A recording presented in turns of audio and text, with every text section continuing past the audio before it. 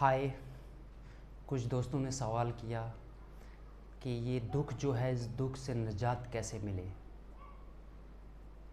कोई ऐसा तरीका है कि हम दुख वाली स्टेट को छोड़ के हैप्पीनेस वाली स्टेट को पाएं।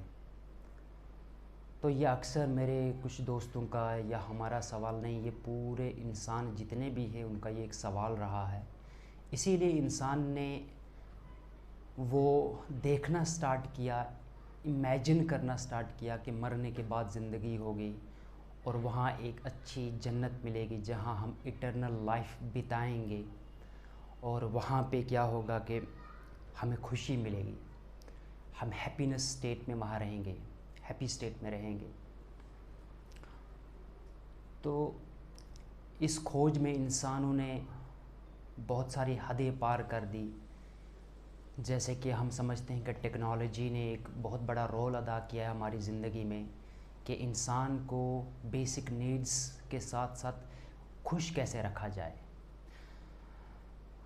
पर ये एक इंसान का सवाल नहीं है, ये पूरी ह्यूमैनिटी का सवाल है कि ऐसा कैसे हो सकता है कि हम बजाय दुख के, बजाय पीड़ा के, हम हमेशा, चाहे कंडीशन अच्छी हो या कंडीशन बैड हो, हम अच्छी तरह ज़िंदगी बिताएं और जो दुख है वो हमें ट्रिगर ना करे मेंटल लेवल पे, या फिर वो कोई डिजीज़ ना बने।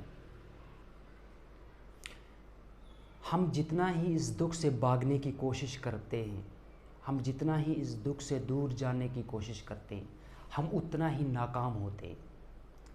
हाँ, इंसान ने बड़ी बड़ी इजादात की, टेक्नोलॉजी लाई, यहाँ पे साइंस की डिस्कवरी हुई, मेडिसन पे काम किया कि इंसान की जो दुख है इस दुख को कम किया जाए। पर ये दुख जो है ये कभी जाता नहीं, ये हमेशा हमारे साथ रहता है, हमारे साए की तरह। तो ऐसा क्या करें कि हम इस दुख से निजात पाएँ। हमने आज तक जो भी किया बाहर किया, बाहर की दुनिया में हमने टटोलने की कोशिश की कि मैं दुखी हूँ, मेरे वालिद ने मेरे को एजुकेशन अच्छी नहीं दी, मैं दुखी इसलिए हूँ क्योंकि मेरी माँ ने मेरे को मारा पीटा, या मैं दुखी इसलिए हूँ क्योंकि मेरे को सोसाइटी ट्रिगर करती है, गरीबी है तो मैं दुखी इसलिए हूँ। ये वाला हिस्सा सही है, पर यही वाला हिस्सा सही नहीं है। एब्सोल्यूट और एब्सोल्यूट हिस्सा यही नहीं है, यही रियलिटी नहीं है। पर इसके अलावा भी कुछ है, जो है वो हमारे अंदर है। हमारे अपनी अंदर की दुनिया को सबसे पहले हमें चेंज करना होगा। हमें अपना परसेप्शन जो है वो बदलना होगा। अगर हम अपना परसेप्शन बदलें, अगर हम अपने देखने के ढंग को चेंज करें, तो मुझे लगता है बहुत सारे ऐसे दुख हैं जो गिर जाएंगे, दूर हो जाएंगे, हम निकल आएंगे उनसे। एक्चुअली हमें निकलना नहीं है दुखों से।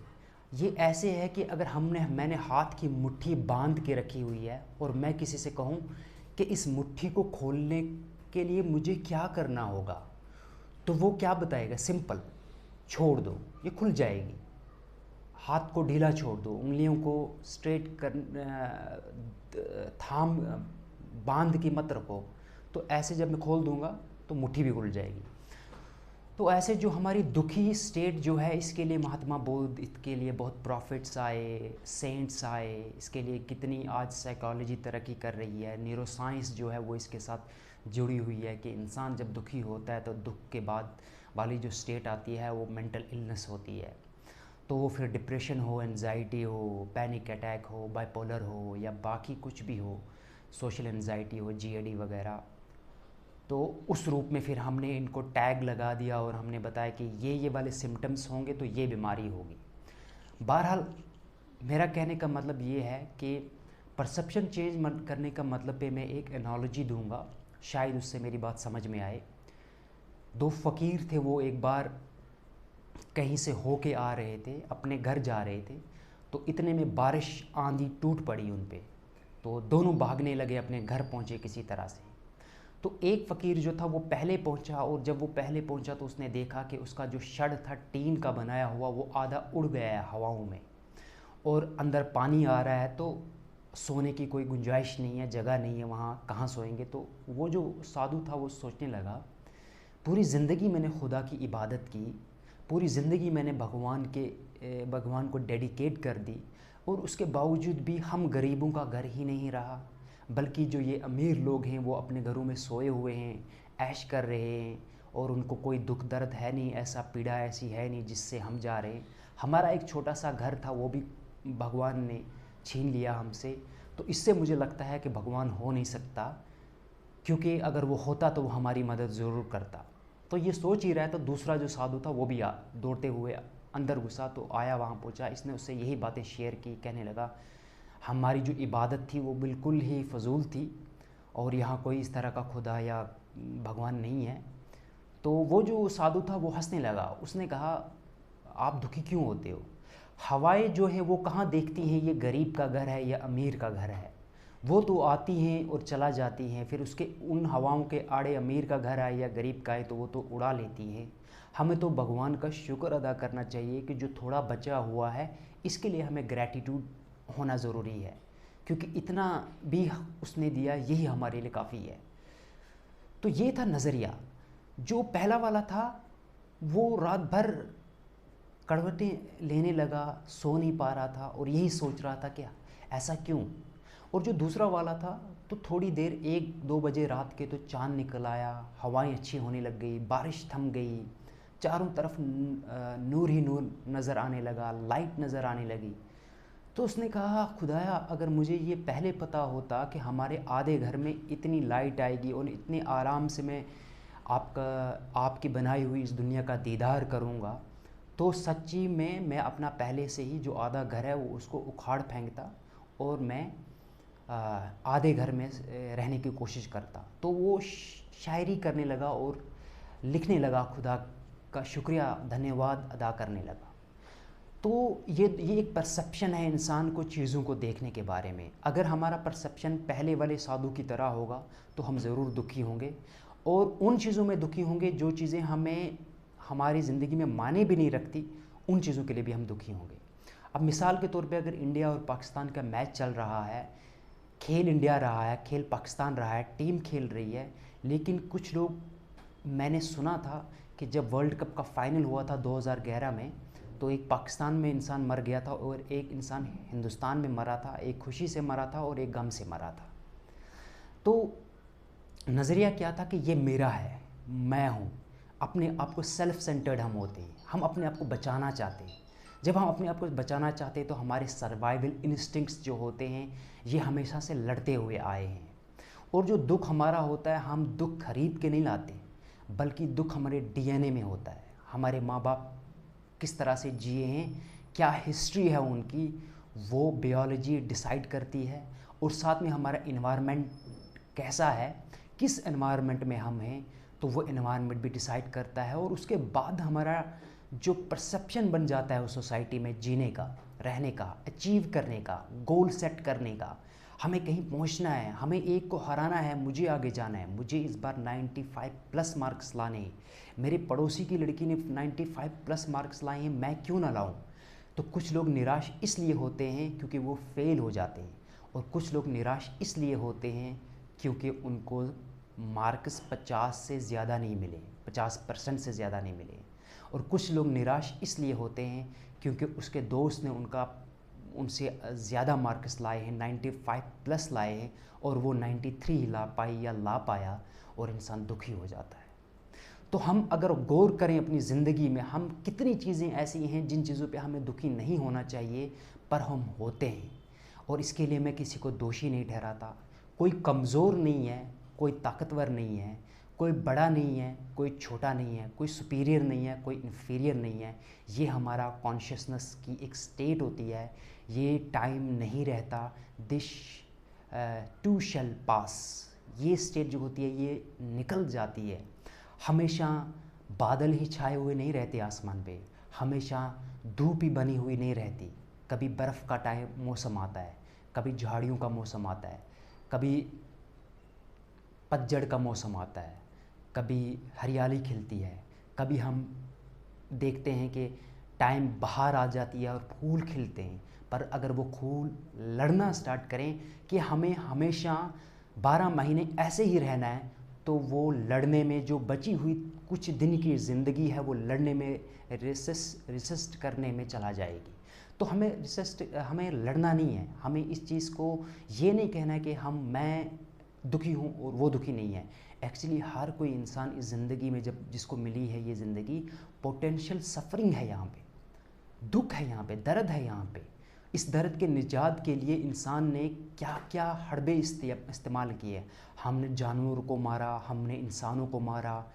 एक लड़का शादी करता है तो जब उसके साथ शादी से पहले सोचता है कि अगर मेरी इसके साथ शादी हो जाए तो मैं तो खुश हो जाऊंगा और मैं तो खुदा का शुक्रगुजार हो जाऊंगा, क्योंकि मुझे ये लड़की मिलनी चाहिए, मैं इसके प्यार में बिल्कुल ही अंधा और पागल हूँ। तो वो लड़की जब मिलती है 1 महीने के बाद, वही लड़की उसको जो है उतनी ब्यूटीफुल नहीं लगती। फिर किसी दूसरे की बीवी हो या कोई दूसरी लड़की हो, वो लड़की उस लड़के को या हमें ब्यूटीफुल लगती है। क्यों? क्योंकि वो हमारे पास नहीं होती। जो चीज़ हमारे पास होती है उसकी हमें कदर नहीं होती।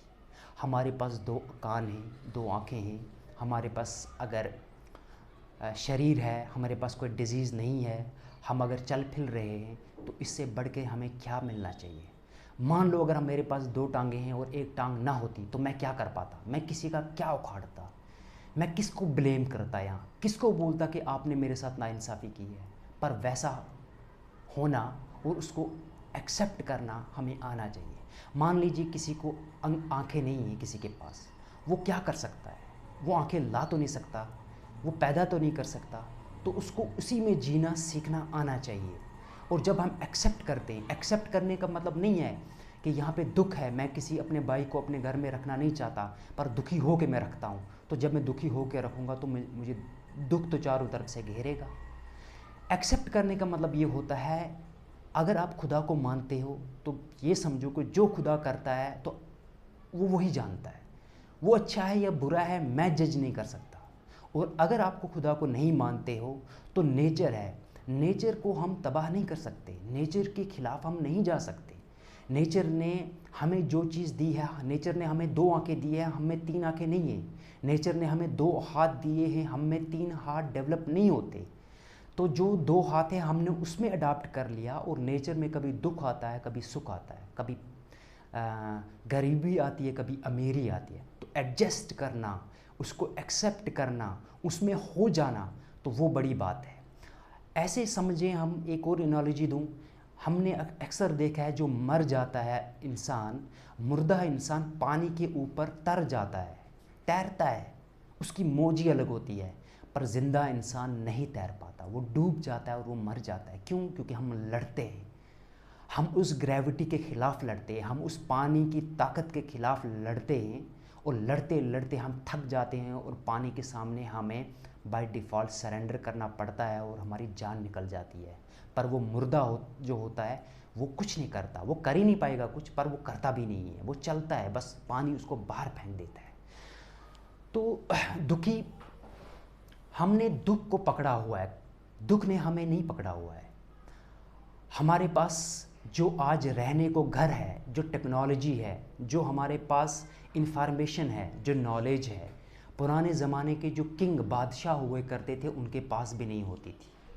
शायद ही पुराने ज़माने के किसी बादशाह ने मेरी जैसी ज़िंदगी बिताई हो, जहाँ स्मार्टफोन हो, जहाँ कंप्यूटर हो, जहाँ मैं इंडिया में बैठ के पाकिस्तान, चाइना, पूरी दुनिया को देख पाता हूँ। कनेक्टिविटी है, हमें जुड़ते हैं, हम आमने सामने बात करते हैं, हम आमने सामने लाइव चीज़ें हमारे होती हैं जिनको हम देखते हैं हम। तो ये एक मिरेकल है, ये एक टेक्नोलॉजी साइंस का जो मिरेकल है, हमें इसका शुक्रगुजार होना चाहिए। अगर आज हमें सर्जरी करनी पड़े तो हमें एनेस्थीसिया दिया जाता है, जिससे दर्द वो वाले हिस्से में या पूरे शरीर में हम महसूस नहीं करते हैं। तो उसके बाद डॉक्टर करते हैं, बाद में हमें पता चलता है कि ऐसा हुआ था कि मेरा ऑपरेशन हुआ है, तो बाद में दर्द आता है, तब तक पता नहीं होता। तो पुराने ज़माने के लोग, जानवर, किस तरह से उन्होंने सर्वाइव किया है। तो ये एक सर्वाइवल गेम है यहाँ पे। जिस इंसान ने ये चीज़ टैकल करनी स्टार्ट की, समझी कि मैं किसी को दुखी नहीं कर सकता, कोई मुझे दुखी नहीं कर सकता, मुझे क्या प्रॉब्लम है कि मैं कंपटीशन में आगे जाना चाहता हूँ, मैं लड़ के आगे जाना चाहता हूँ। ईगो, मैं दिखाना चाहता हूँ अपने दोस्त को मैंने इतना पैसा कमाया, मेरे अंदर टैलेंट है, मैं कुछ अच्छा कर सकता हूँ, मुझे वो मौका नहीं मिला। तो मैं उस दौड़ में लगता हूँ जो दौड़ कहीं ख़त्म नहीं होती। ज़िंदगी में दौड़ना बंद करना है।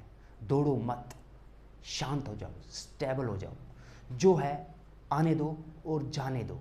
अभी मैं यहाँ हूँ, कल मैं कहीं और होऊंगा। अभी मेरे को अच्छी स्टेट है, मेंटल स्टेट, कल को बुरी हो सकती है। तो हम क्या करते हैं कि हम दुख से निजात के लिए भागते हैं, घर बनाते हैं, पैसे से सिक्योरिटी देते हैं, बच्चे पैदा करते हैं, बच्चों से सिक्योरिटी मिलती है, बीवी से मिलती है, समाज से मिलती है। हम सोशल एनिमल इसीलिए कहलाए जाते हैं क्योंकि हम समाज में रहते हैं। तो वो समाज हमें दुख में, दर्द में हमारा सपोर्ट करता है, इसको सपोर्ट सिस्टम बनता है। पर आप समझो, देखो कितने लोग हैं यहाँ जिनके बच्चे हैं, पैसा है, घर है, 2 टाइम का खाना है, क्या वो खुश है?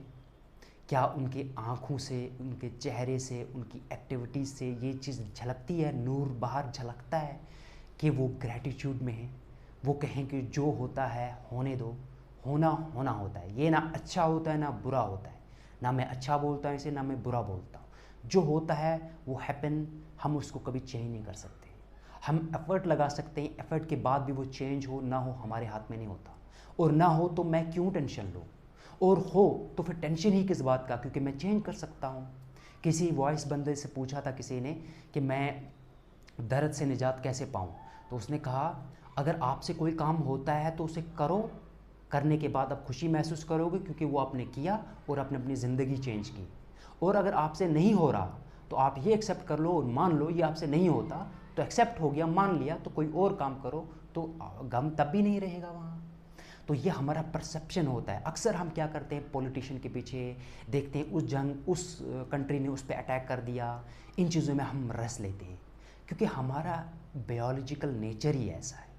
हम शांत नहीं रह सकते। क्या कभी हमने अपनी आँखों को, अपने चेहरे को, अपने बदन को चूमा है? क्या कभी मैंने अपने हाथों को चूमा है, ग्रैटिट्यूड किया है, शुक्रगुजार हुआ हूँ कि मुझे ये 2 हाथ मिले हैं? और जिसको 2 हाथ नहीं भी मिले उसको एक शरीर मिला है, एक कॉन्शियसनेस है उसके पास एक लिविंग वजूद है। क्या उसने उस लिविंग वजूद का शुक्रिया अदा किया? हम शुक्रिया अदा नहीं करते।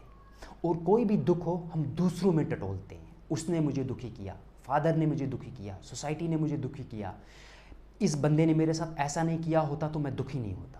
पर एक्चुअली हम हमेशा गलत जाते हैं। जब तक हम ये बदलना नहीं चाहेंगे कि दूसरे को दोष देना, दूसरे में खुशी ढूंढना, हम चेंज नहीं करेंगे, सेल्फ अपने आप में नहीं देखेंगे, आंखें बंद करेंगे, शांति से बैठ के अपने दिमाग को रेस्ट दें, अपनी बॉडी को रेस्ट दें। आप लेट जाएं 1 घंटा, आधा घंटा, और वहाँ कुछ ना करें, आने दो ख्याल, जाने दो ख्याल, अपनी आँखों को ऑब्जर्व करो, नोटिस करो, मॉनिटर करो अपने शरीर को, अपने बदन को, अपने अंदर की सेंसेशन को। तो धीरे धीरे ये जो साइकिल है ये बदलता जाता है। तो अगर कोई बंदा बायोलॉजिकली बचपन से ही सेंसिटिव है तो क्या वो बदल सकता है? साइंस मानती है, साइकोलॉजिस्ट मानते हैं, आज की न्यूरो साइंस, उसका डिप्रेशन चेंज होना तकरीबन मुश्किल है, नामुमकिन सा है। लेकिन मैं समझता हूँ, मैं खुद इन चीज़ों में रहता हूँ, मेरे पास ये स्टेटें आती जाती हैं, तो मैं समझता हूँ ये मुमकिन है हम इन चीज़ों को चेंज करें अगर हमारे पास बेसिक नीड्स हो।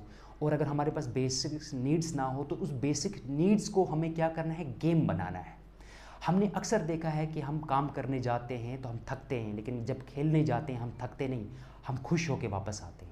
तो ये एक टेक्निक हमारे अपने बदन के साथ, अपने ब्रेन के साथ हमें चलनी है। तो दुखी हमें कोई करता नहीं, पर दुखी हम अपने एक्सपेक्टेशन से होते हैं। हमारी एक्सपेक्टेशन, हमारी मांगे हमसे करवाती हैं, आज ऐसा होना चाहिए, कल ऐसा होना चाहिए, आज मौसम ऐसा होना चाहिए, कल मौसम वैसा होना चाहिए।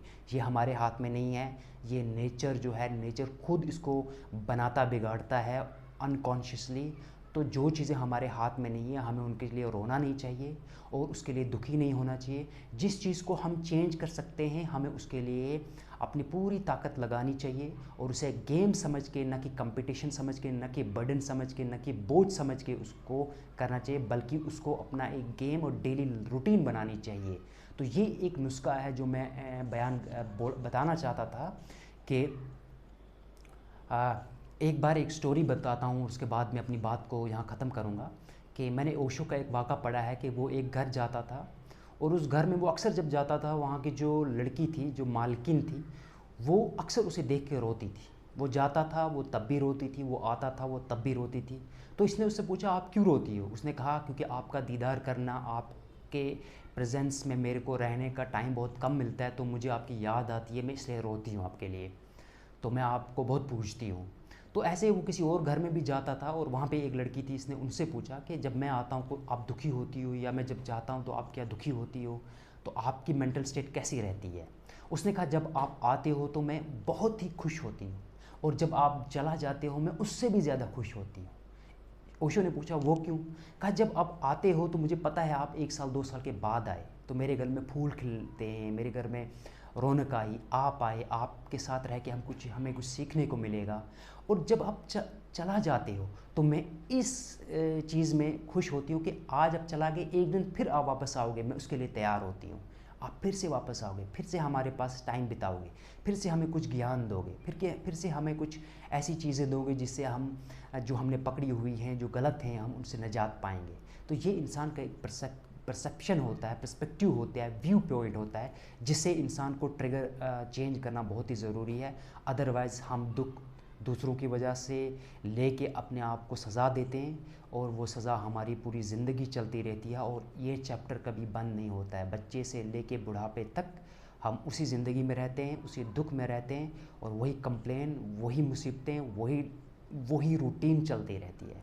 तो एक बात समझनी चाहिए हम सबको, हर वक्त एक जैसा नहीं होता, हमेशा हमारी स्टेट ऐसी एक जैसी नहीं होती। जो मैं बचपन में था वो जवानी में मैं नहीं रहूँगा, जो मैं जवानी में था वो मैं बुढ़ापे में नहीं रहूँगा। यही ब्यूटी है इस नेचर की। और आज का टॉपिक मैं यहाँ ख़त्म करना चाहूँगा। आप सबका शुक्रिया।